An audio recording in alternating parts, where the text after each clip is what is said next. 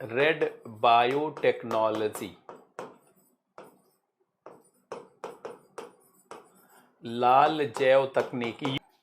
अब देखिए red biotechnology किसे कहा जाता है? जब बायोटेक्नोलॉजी का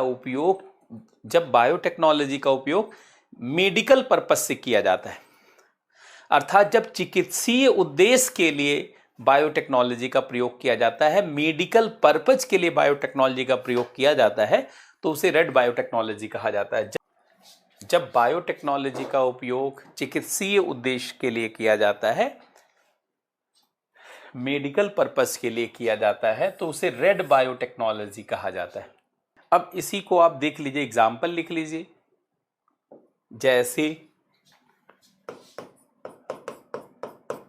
जैसे वैक्सीन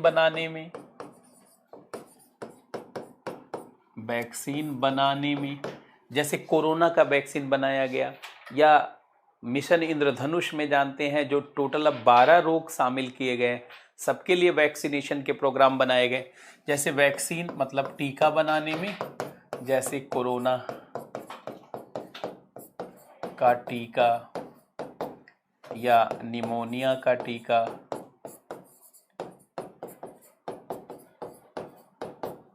या काली खांसी का टीका, कफ का काली खांसी,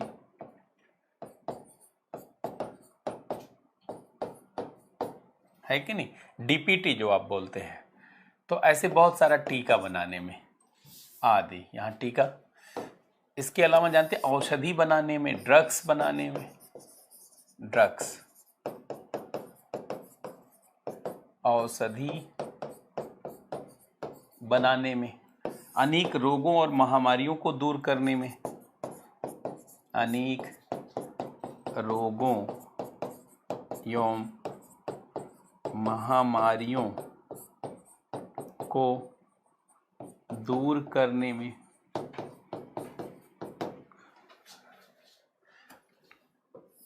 संक्रमण की पहचान में, इन्फेक्शन की संक्रमण की पहचान में, संक्रमण तमाम जो टेस्ट आप करते हैं ना, जैसे RTPCR, rapid antigen detection test या सीरो टेस्ट, या ऐसे जितने भी टेस्ट होते हैं, इवन जब आप ब्लड टेस्ट करते हैं तो उसमें भी बायोटेक्नोलॉजी का यूज होता है।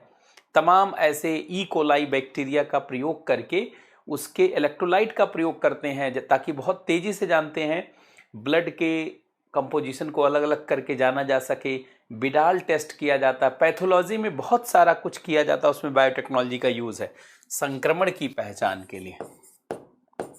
संक्रमण की पहचान के लिए जैसे जीवाणु का संक्रमण है, जीवाणु का संक्रमण, विषाणु का संक्रमण, कीटाणु का संक्रमण है, कवक का संक्रमण है। तो संक्रमण की पहचान में भी किया जाता है। इसके अलावा आप जानते हैं जो है गर्भ निरोधक गोलियों के विकास में, मतलब परिवार नियोजन के कार्यों में, तो जितना भी मेडिकल पर्पस से जुड़ा है उसको आप लिख सकते हैं। इस पर एक जानते हैं फुल लेंथ क्वेश्चन यूपीएससी में पूछा गया, मैं वो क्वेश्चन लिख देता हूं जो यूपीएससी ने पूछा था। बहुत सिंपल है, लेकिन देखिए सिंपल और कठिन का कोई मतलब नहीं, जो आपको नहीं आता वही कठिन है, जो आता है वो सिंपल है। इसलिए मैं ये शब्द यूज ही नहीं करता कि कठिन क्वेश्चन आया सरल।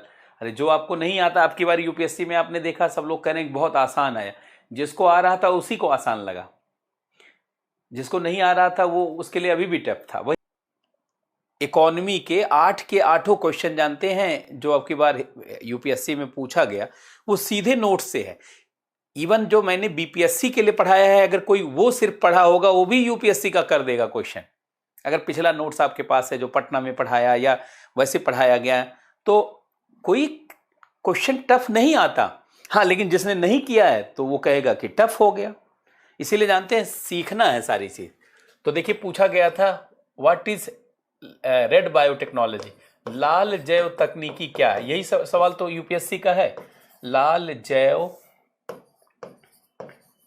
तकनीकी क्या है, इसकी describe the application of red biotechnology, इसके अनुप्रयोग समझाइए, इसके अनुप्रयोग पर चर्चा कीजिए, इसकी अनुप्रयोग पर चर्चा कीजिए।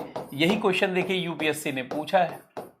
और मान लेते हैं यही क्वेश्चन जानते हैं, यही क्वेश्चन अगर आ जाता है बीपीएससी में किसी क्वेश्चन के साथ मिक्स हो करके, मान लीजिए आ गया कि लाल जैव तकनीकी क्या है, कोरोना काल में किस प्रकार से इस दिशा में प्रयास किया गया, चर्चा कीजिए। तो कोरोना वाला ऑलरेडी क्वेश्चन 66 में आ चुका है, 65 में आ चुका है बीपीएससी में, वो भी करवाएंगे। तो आप देखेंगे कनेक्ट करने लगेंगे आप। अब ये तो क्वेश्चन आसान है। देखिए आंसर में वही पहले प्रस्तावना लिखना होगा,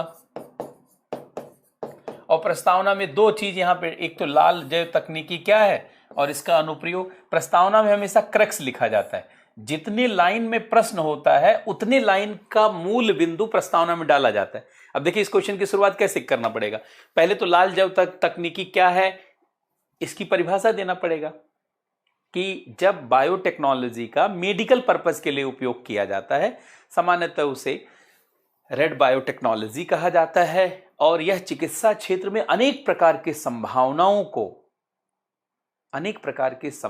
और उपयोग को सुनिश्चित करता है। यह प्रस्तावना हो गया।